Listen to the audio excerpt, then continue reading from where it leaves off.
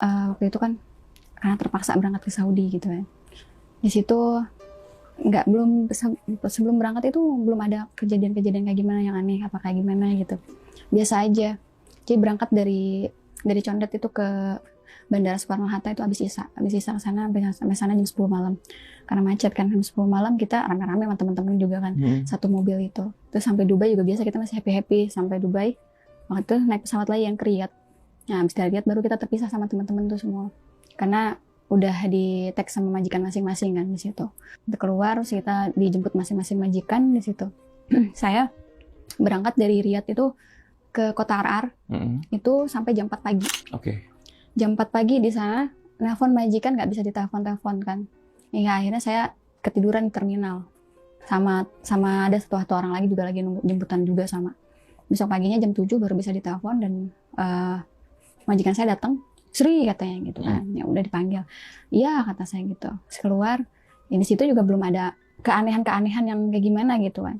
Dari Riyadh ke Ar juga kan Masya Allah capeknya dari abis asar waktu itu, abis asar nunggu mobilnya jalan aja sampai maghrib sampai situ sampai jam 4 pagi.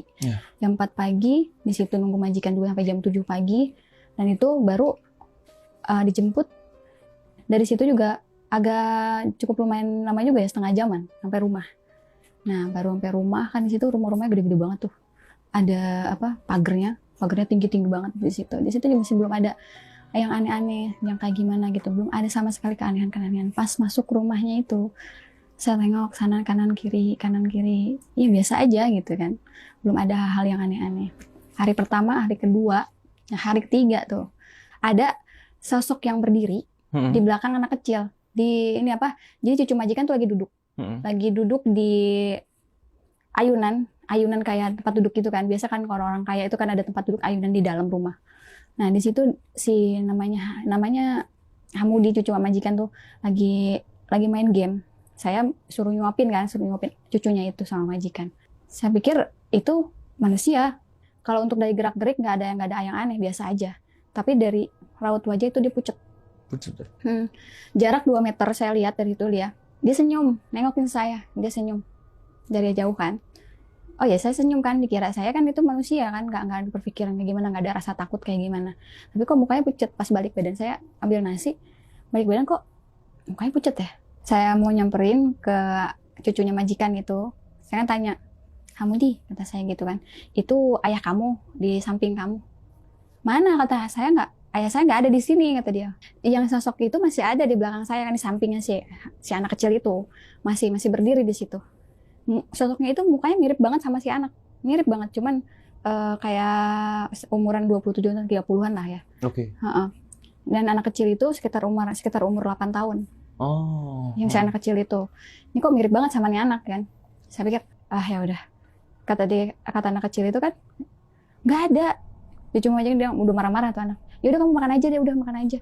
Dan itu masih sosok itu masih ada berdiri di belakang saya. Dan di situ herannya saya ya, setiap malam Jumat itu crashnya itu kalau misalkan sama yang kayak gitu, melihat hal yang kayak gitu selalu malam Jumat. Karena di hari malam Jumat itu, di hari Kamis malam Jumat itu, jadi orang Arab Saudi itu kebiasaan pergi ke aula. Aulanya kayak gimana? Aulanya kayak tempat-tempat kayak taman gitu. Ini di satu perumahan itu atau gimana? Beda tempat. Jadi kalau model di Indonesia itu villa. Villa kayak aula, kalau outdoor gitu kayak gitu. Setiap malam Jumat mereka pasti keluar. Karena hari libur mereka antara Jumat sama Sabtu, 2 hari itu. Hari libur mereka Jumat sama Sabtu. Itu di sana tuh malam Jumat di kita kan ngaji Yasin apa gitu ya, ratipan apa yang di sana tuh nggak ada. Di sana ngapain?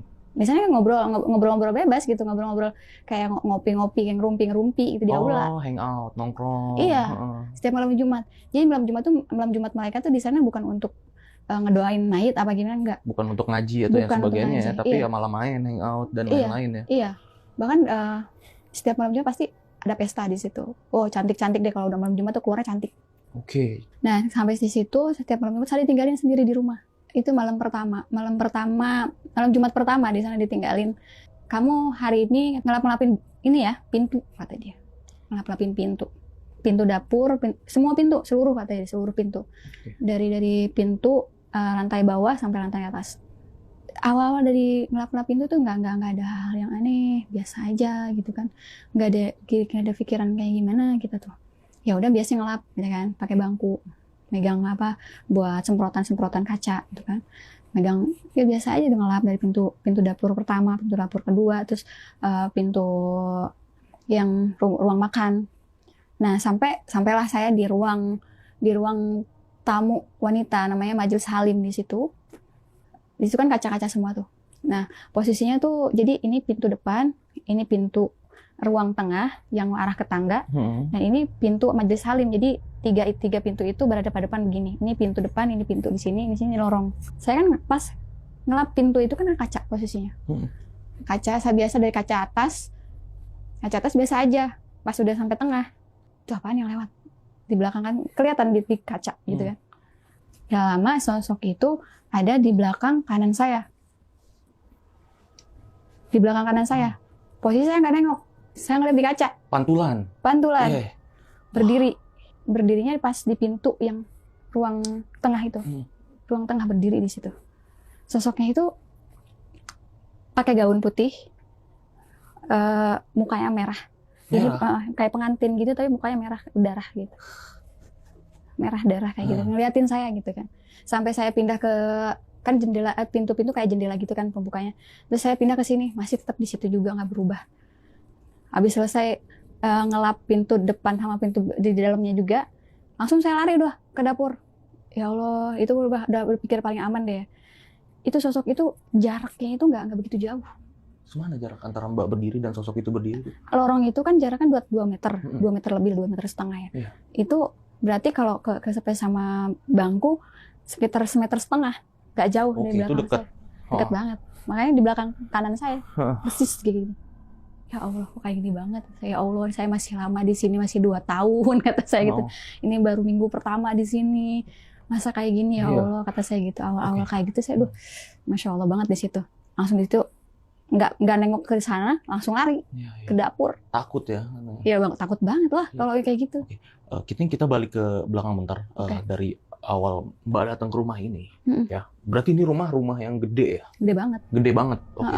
Rumah ini berapa lantai? 2 lantai, tapi yang balkon atas tuh dia kayak dibuat itu juga kalau ada tamu-tamu di atas, tamu-tamu ya ada kehormatan ya, laki-laki khusus laki-laki di sana di atas. 2 lantai itu sama di atas itu pembantunya cuma saya sendiri. Oke, itu berarti rumah yang gede banget. Terus kiri kanannya apa itu? Kiri kanan rumah juga. Rumah juga, oke. Iya, rumah juga itu malah rapet. Di temboknya itu malah rapet. Iya, kayak di komplek ya berarti. Di komplek berarti, memang. Ini pemukiman yang lumayan padat ya harusnya. Iya, memang padat di situ. Tapi walaupun padat, saya nggak pernah namanya ketemu sama kayak tukang kebun gitu, Mbak.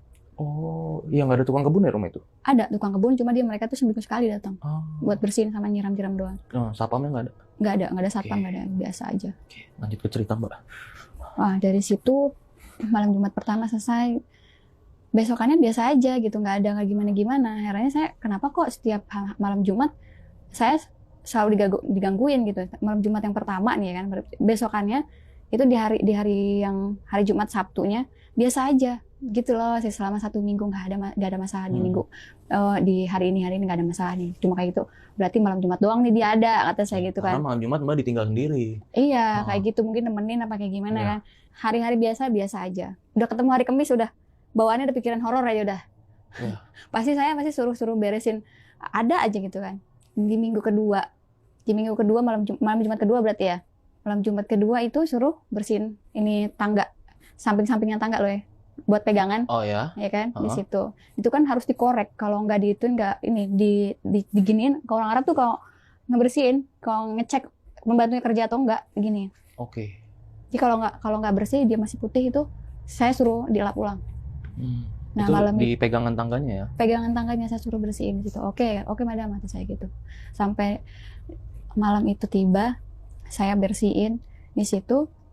Jadi tangga tuh begini nih. Itu kan posisi muter begini kan, ini tangga ke bawah gitu. Ya. Berarti ada space kosong di bawah. Benar. Itu ada bangku kan? Ada bangku di situ. Saya awal-awal nggak ada, biasa aja. Sambil sholawatan tuh biasa saya lap kayak gitu. Nggak ada masalah, nggak ada. Istilahnya nggak ada yang aneh-aneh lah ya. Nggak ada yang aneh-aneh. Pas begini ngelongok mau ngelap begitu, ada yang ciluk, Mbak. Kata gitu. Anak kecil. Gimana wujudnya? Pucet.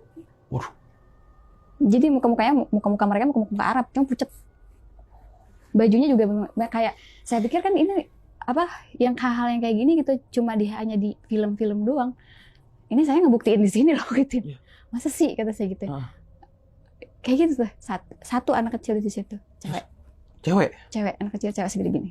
Terus ketika dia ciluk bayi itu gimana, Mbak? Saya kaget lah. Astagfirullahaladzim, kan langsung begitu kan, kaget. Saya sambil nggak apa-apa itu. Aduh gimana nih. Terus saya inget omongan pembantu lama mau ngomong gini. Kamu kalau ngelap tangga itu katanya nggak usah lama-lama katanya, udah asal aja. Mungkin juga dia digangguin juga kali dulu ya, kayak gimana. Bantu sebelum Mbak ya. Mungkin ganggu juga, cuma dia nggak mau ngomong karena biar saya nggak takut kali. Nah di situ abis itu Pak udah hilang lagi. Saya nyari-nyari kan, udah merinding banget itu. Abis itu bisa ngelap-lap dari bawah sampai atas, udah bisa beresin buru-buru deh, dilap-lap biasa kayak gitu doang. Sorry, ini sebelumnya udah jam berapa posisi waktu itu? Posisi itu jam berapa ya? Abis Isya. Oke, sekitar jam berapa tuh kalau abis Isya di sana? Abis Isya di sana jam 8 lah. Jam 8 mau setengah 9. Kalau di sana setengah 9 Isyanya. Oke, berarti setengah 9 malam. Udah mau larut malam ya. Seketika kaget itu langsung buru-buru ke atas, lari lagi ke dapur. Itu udah posisi paling aman deh, itu ruangan di dapur doang katanya gitu. Walaupun ada yang sering nengokin begitu doang. Sering gitu ya kayak gitu? Sering, cuman kalau yang di dapur nengokin gitu doang, saya ngelirik dari jauh kan. Posisi saya di pintu sini, dia pintu sini yang jauh begitu. Tapi mungkin anak majikan kali, ada saya gitu, saya ambil ngopi aja sampai sholawatan di dapur. Jadi malam Jumat kedua, nah malam Jumat kedua besok paginya, jadi saya pikir itu hanya teror-teror malam Jumat aja. Dan ternyata di hari Jumatnya pagi, mereka kan belum pada bangun. Iya. Jadi karena tidurnya itu habis sholat subuh baru tidur, belum bangun. Posisi saya sendirian juga kan, keliling rumah sendiri. Nah saya tuh lagi hafalan Quran gitu. Lagi hafalan Quran, biasa aja. Kan di situ di ruang makan ada bangku 4 di sini berjejer, yang sebelah sini, terus yang sebelah sini bangku 1 yang deket pintu. Nah posisi yang deket pintu kan 2 berarti jatuhnya, di sini 1 kan. Yeah. Nah saya duduklah di situ. Saya pikir kan nggak ada penghuninya. Duduk aja di situ sambil hafalan, sambil nyender ke tembok begitu, ketiduran lah. Yeah. Biasanya kalau saya ketiduran tuh Al-Quran masih jatuh. Ini Al-Quran masih kenceng di tangan. Saya lagi hafalan, sampai di dalam mimpi pun saya lagi hafalan. Masih hafalan Quran di situ. Dan ada sosok 2 yang lagi ngobrol di depan saya. Itu sosoknya sih nggak kelihatan, cuma dia bayangan aja, nggak gede tinggi. Biasanya kayak orang lagi ngobrol aja. Berisik gitu di kuping saya. Berisik kata saya. Ini dalam mimpi nih? Dalam mimpi, berisik. Saya mau pergi aja kata saya gitu. Terus yang 2 sosok ini ngejar saya. Udah kamu duduk aja di sini katanya. Duduk aja di sini kata dia. Gak mau, kamu berisik kata. Kamu berdua berisik kata saya. Larilah keluar ke lorong kan. Nah keluar dari pintu itu mau ke lorong itu jadi berubah. Ruangannya jadi berubah. Ada lubang gede banget di situ. Orang-orang pada dijatuhin semua ke situ. Saya masih dikejar tuh sama 2 makhluk itu 2. Saya nggak bisa zikir, nggak bisa sholawat, tapi yang diingat cuma lafadz la ilaha illallah doang. Abis baca lafadz la ilaha illallah langsung begitu, kayak orang kaget. Kayak balik lagi, gimana sih orang tidur balik lagi nyawanya gitu, langsung begitu. Itu posisi Quran masih di sini, udah ada Quran di sini. Saya langsung istighfar, masya Allah istighfar, langsung ambil wudhu kan, balik lagi ke kamar di situ, kamar mandi. Saya ambil wudhu di situ. Ya Allah, itu apa lagi saya gitu, ya Allah. Ini masih lama, saya masih baru mau ngelap ini di sini kata saya gitu. Di posisi itu pagi saya lagi mau bersihin ruang laki-laki, majlis rijal namanya. Tuh di majlis rijal tuh saya mau biasa tempat tidur saya di situ, tempat istirahat lah istilahnya. Majlis rijal ini tempat ini laki-laki kan ya? Iya. Jadi ruang tamu laki-laki khusus. Di situ. Saya di bagian situ, memang kan setiap hari 1 hari ruangan ini, 1 hari ruangan ini, 1 hari ruangan ini kan. Di schedule lain segitu sama majikan. Nah, di situ saya ketiduran juga.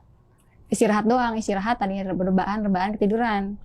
Nah posisi ketiduran ternyata saya pikir anak kecil cuma 1. Itu di dalam mimpi ada 2 anak kecil, 1 perempuan 1 laki-laki. Ya kan, di dalam mimpi itu. Nah kerudung saya itu diseret-seret sama dia tuh, badan saya semua keseret-seret sama dia.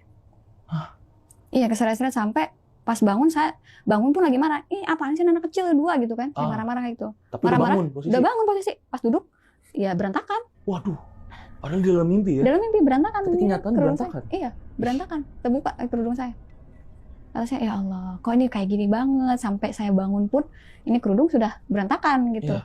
Ya udah, akhirnya lambat laun udah terbiasa dengan hal yang kayak gitu. Kayak ciluk di dapur, kayak yang ngeliat sosok.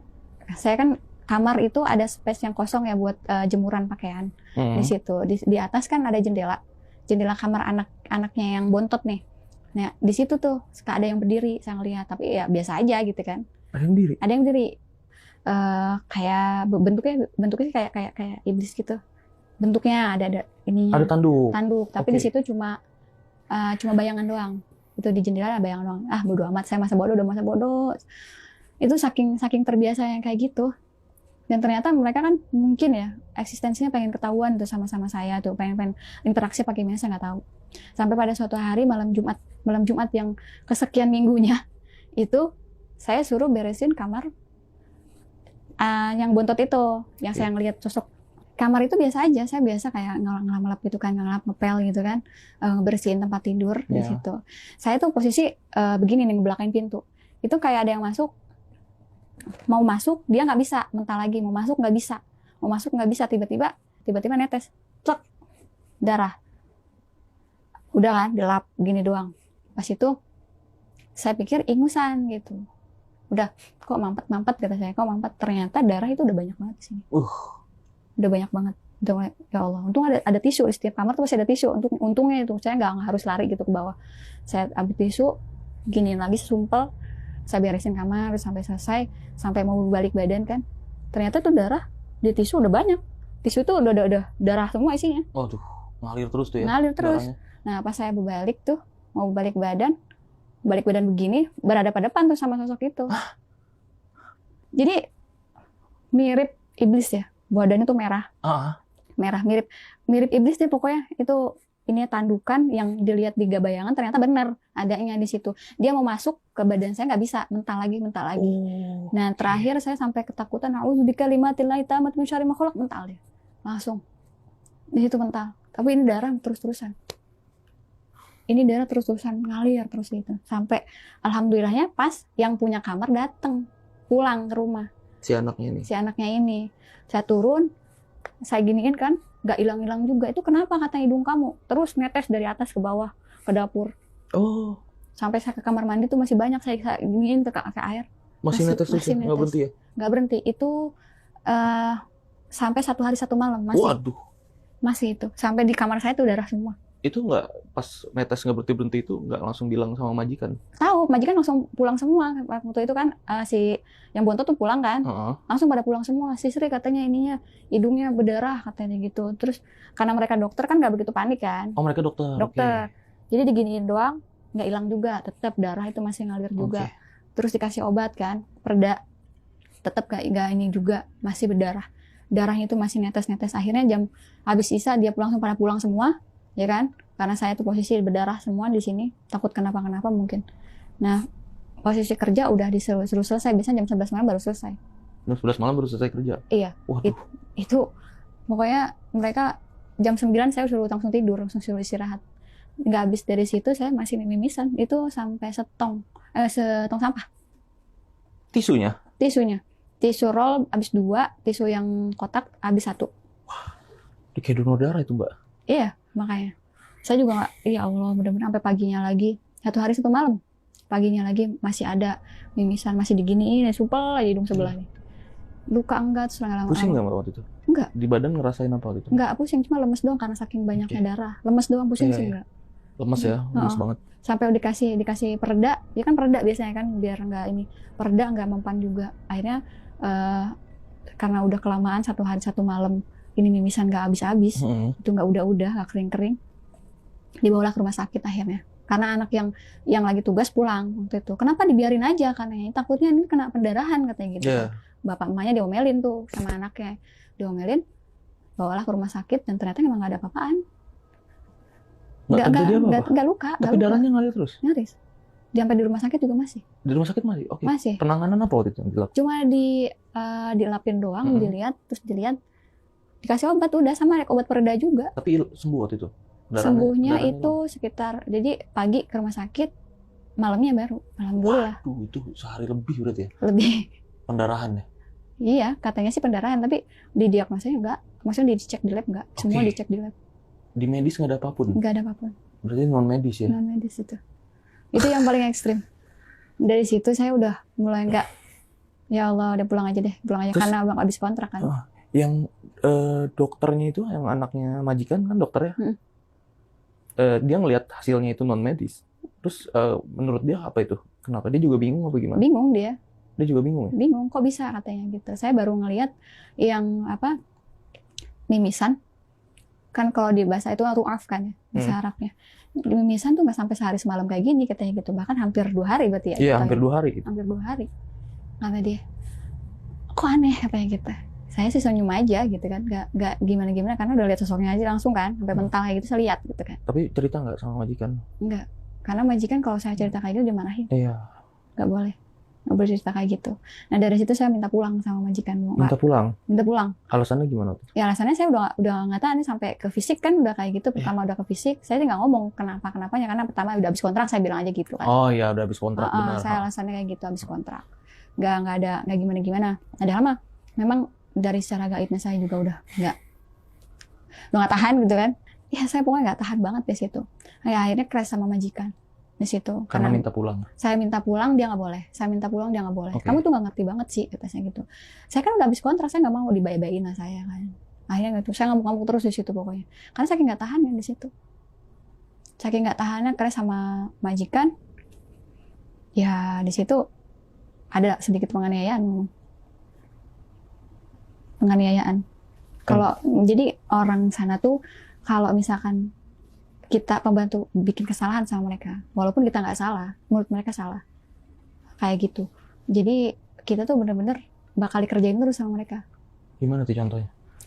Kayak kerjaan udah dipel, udah dikosrek, menurut mereka masih kotor, ditimpain air lagi seember, biur.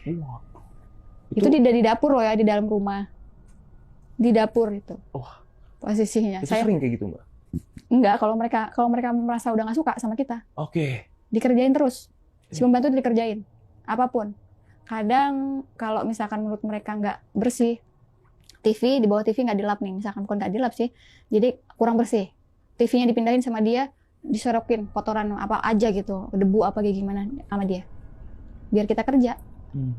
Di sana tuh nggak boleh yang namanya kita meleng sedikit dikerjain. Sampai di situ saya pokoknya harus pulang, saya nggak mau. Sampai akhirnya saya ada satu ruangan yang belum saya beresin waktu itu, ruangan anaknya yang perempuan. Saya kan harus ngerjain yang punya ibunya dulu, ibunya nyuruh. Si ibu majikannya nyuruh? Iya, ibu majikan madam yang tuanya nyuruh saya. Nah, madam yang anaknya nyuruh saya juga gitu. Mintanya si anak yang kedua ini dikerjain duluan, tapi ibunya juga minta duluan juga, ya kan bingung kan di situ. Posisi ya udah emaknya dulu deh, kan emaknya bisa ngomong sama anaknya. Dan ternyata nggak kayak gitu, saya tuh dikerjain sama emaknya ini supaya ini anaknya marah. Oh gitu. Iya, sebenarnya anaknya baik, cuma karena di kayak gitu supaya anaknya marah kayak gitu. Sampai kamar saya udah beres belum, kata saya gitu. Udah kayak gitu langsung saya ditarik begini baju ditarik begini sampai saya belum ngerjain ini, kata saya gitu kan. Mau ngerjain punya madam dulu, kata saya gitu. Nggak ngerti juga. Akhirnya sampai saya terkencing-kencing dari situ. Tetap nggak ngerti juga. Saya mau ganti celana dulu, kata saya gitu. Mau ganti celana sama pipis. Terkencing-kencing itu maksudnya gimana? Jadi saking ketakutannya gitu. Mau ditonjok sama si majikan. Bener-bener saking ketakutannya di situ. Saya udah pengalaman horornya juga di situ dapet, kata saya gitu kan. Istilahnya kena fisik gitu kan. Dengan manusianya juga saya dapat kena fisik itu. Ke kamar mandi saya tuh mau ganti celana, mau bersih lah ya. Nah di situ belum ada 5 menit saya udah digedor kamar mandi udah digedor sama tuh anaknya. Digedor benar asli digedor itu mah. Saya ditarik keluar. Dia gimana teriak-teriak waktu itu? Iya teriak-teriak. Saya ditarik keluar. Dengan posisi saya tidak pakai celana, cuma pakai baju doang. Ditarik ke kamar, syarat sama dia. Bener. Gitu kayak gitu. Makanya pengalaman saya pengen pulang tuh udah crash sama fisik kan, psikis mental semuanya tuh di situ udah bener-bener diuji banget, di pressure banget di situ. Jadi ketika dia tarik Mbak dari WC itu, dia nyeret ke kamar saya. Kamar Mbak. Ya udah itu abis diseret gitu, terus dijorokin sama dia. Akhirnya emaknya kan misahin tuh. Ya emang emaknya maunya kayak gitu kan, anaknya marah gitu kan. Misahin. Saya baru pakai celana rapi-rapi, baru beresin kamarnya dia. Itu nggak cukup sampai di situ sebelum saya pulang. Oke. Kekerasan nggak cukup sampai di situ. Dan besokannya lagi setelah dari situ, handphone saya diambil. Itu benar-benar saya nggak ada komunikasi sama keluarga. Saya juga nggak, ya pokoknya selama 2 minggu mau pulang, itu handphone saya diambil sama mereka. Jadi handphone saya disadap, udah disadap, apa sih, file-file yang ada itu di Facebook semua diitin sama dia. Diambil. Sampai handphone yang mati pun diambil sama dia. Waduh. Selama 2 minggu itu sebelum pulang. Dan 2 minggu sebelum pulang itu abis kejadian handphone saya diambil kan, nggak ada. 2 hari sebelum pulang, saya kirain saya mau diajak ke rumah saudaranya ya. Dia ngajak pergi gitu. Si babanya itu ngajak pergi saya rapi pakai gamis kan, udah di situ kirain saya mau dibawa ke saudaranya, ternyata saya mau dibawa ke penjara. Katanya dia bilang gini, saya tuh udah beli tiket dia ngomongnya kayak gitu, majikan ke Askar kan ngomongnya kayak gitu. Askar tuh polisi. Oh, polisi. Namanya Askar di sana. Oke. Jadi Askar di sana tuh bilangnya gini, saya sudah beli tiket buat dia, tapi dia buat gaduh di rumah saya, nggak mau masak, nggak mau kerja katanya. Ngomongnya nggak mau kerja, padahal saya di situ kerja di pressure banget. Tapi sebelum pulang pun masih tetap kerja kan? Masih tetap kerja sampai mau berangkat ke bandara pun saya masih tetap kerja di situ, suruh cuci piring. Oke, balik ke pas di kantor polisi itu gimana? Kantor polisi, kamu kalau nggak mau kerja katanya, kalau kamu nggak mau kerja saya masukin ke penjara. Kata saya gini, silahkan kalau memang saya salah, kata saya silahkan masukin penjara, tapi kalau saya nggak salah ada Allah di dekat saya, kata saya gitu. Saya gitu ngomong sama Askar. Oke, sekarang saya mau pulang, saya nggak mau bikin masalah kan, nanti takut ada masalah baru yang mereka dibuat sama mereka. Ya udah pulanglah. Akhirnya alhamdulillah besokannya saya mau pulang, udah siap-siap pulang tetap saya suruh kerja. Nah disuruh kerja, abis maghribnya itu 1 hari sebelum pulang ya, maghribnya itu ada polisi datang, polisi wanita. Itu saya ditelanjangin juga di situ. Waduh. Semua. Buat? Dicek. Seluruh badan dicek. Sampai sela-sela jahitan dicek semua. Oh, pengecekan gitu ya? Iya. Pengecekan itu pokoknya sampai sela-sela kayak gini nih, jahitan yang kecil-kecil. Yang kayak gitu tuh. Itu dicek begini-begini sama dia, diraba semua. Terus saya ditelanjangin sampai dari sini ke rambut baju saya yang saya pakai dibuang. Dibuang semua yang saya pakai. Terus? Ya saya ngambil baju baru buat pulang tuh. Hari itu kan memang udah mau pulang. Itu udah mau pulang, udah mau diantar ke bandara. Oke. Hal seperti itu lumrah nggak di sana? Maksudnya apa emang itu disuruh sama majikannya aja? Apa emang setiap tenaga kerja wanita yang di sana yang kerja mau pulang tuh harus emang melalui proses kayak gitu, Mbak? Ada yang seperti itu, ada yang nggak. Tergantung majikan juga, dan tergantung majikannya tuh suka apa nggak sama pembantunya. Kalau nggak suka sama pembantunya nggak kayak gitu. Oh, kayak dijagain ya, nggak usah kayak gitu. Iya. Jadi ya kebetulan di sana tuh benar-benar saya dapat majikan yang kurang bagus ya, kurang baik. Sampai koper saya dibuka. Koper dibuka yang udah rapi. Dibuang-buangin juga barang-barang yang menurut mereka nggak ini Al-Quran juga diambil sama mereka. Waduh. Makanya Masya Allah banget, benar-benar udah rapi-rapi tinggal jalan gitu. Sampai selesai mau maghrib kan ya, mau maghrib selesai di situ masih tetap saya suruh kerja, cuci piring saya. Itu posisi udah rapi, udah sepatu ya kan, udah mau jalan ke bandara, suruh cuci piring, baru jalan. Nyampe bandara itu sekitar abis maghrib abis sisa baru jalan. Abis sisa nyampe jam 10 baru terbang ke Riyadh. Ya udah dari situ alhamdulillah banget saya udah bisa pulang. Penganiayaan itu saya gaji juga 3 bulan ditahan sama mereka alasannya itu yang 2 bulan itu buat beli tiket, dan yang 1 bulan saya cuma dikasih 1 bulan karena gaji saya yang 1 bulan itu. Yang 3 bulan berarti nggak dibayar. Sebegitunya ya? Sebegitunya. Udah saya crash sama yang gaibnya juga, ya kan. Ini pokoknya edukasi juga buat teman-teman yang mau berangkat ke Saudi, hati-hati, jangan ada rasa sombong dalam hati. Kalau ada rasa sombong dalam hati dibales di sana. Iya. Iya. Iya, karena banyak juga kejadian kalau mau pergi haji kan tuh ya, harus hati-hati banget ya. Apalagi pergi haji. Umroh, pergi haji tuh. Iya, mereka walaupun di luar Mekah atau Madinah, tetap itu adalah tanah haram. Tanah. Haramain, Oke. tanah haram. Jadi benar-benar nggak boleh yang ada rasa sombong apa gimana. Pasti kayak gitu. Sampai akhirnya pulang ya. Sampai akhirnya pulang, alhamdulillah nggak ada masalah apa-apa lagi, biasa aja.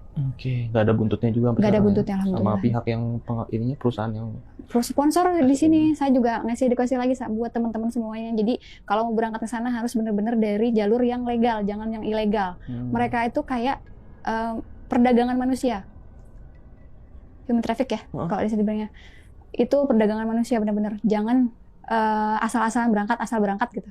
harus diperiksa dulu Harus nih. diperiksa dulu. Agennya ini bener nggak nih? Agennya benar apa enggak gitu. Tapi kalau punya Mbak bener ya waktu itu ya? Enggak, itu ilegal. Ilegal juga. Saya berangkat ke sana itu biasa aja, kirain saya bener ya. Pas itu saya nggak tahu Emang nggak tahu kan? Nggak tahu. Saya kan pertama ke sana. Iya, karena nggak tahu ya. Nggak tahu. Sama sekali nggak tahu. Saya pikir kan berangkat juga sama saudara gitu kan. Yang berangkatin saudara sponsornya. Nah ternyata sudah sampai di sana, sponsor tuh nggak tanggung jawaban, lepas. Ya, itu yang jeleknya ilegal dan itu jeleknya yang ilegal ya. Iya. Mereka bakal lepas, ya udah serah lu mau disuruh. Walaupun misalkan kita mau pulang terus ada masalah sama itu, kita ke KBRI misalkan nih. KBRI juga tidak bisa berbuat apa-apa. Kalau itu ilegal. Kalau itu ilegal karena dia udah keluar kontrak, pertama keluar kontrak dan nama kita sana udah nggak ada. Terus visa kita juga visanya visa turis. Kalau visa turis kan cuma 3 bulan. Iya. Nah, visa ziarah itu kan 2 tahun. Visa ziarah itu memang terdaftar di sana dari paspor kan.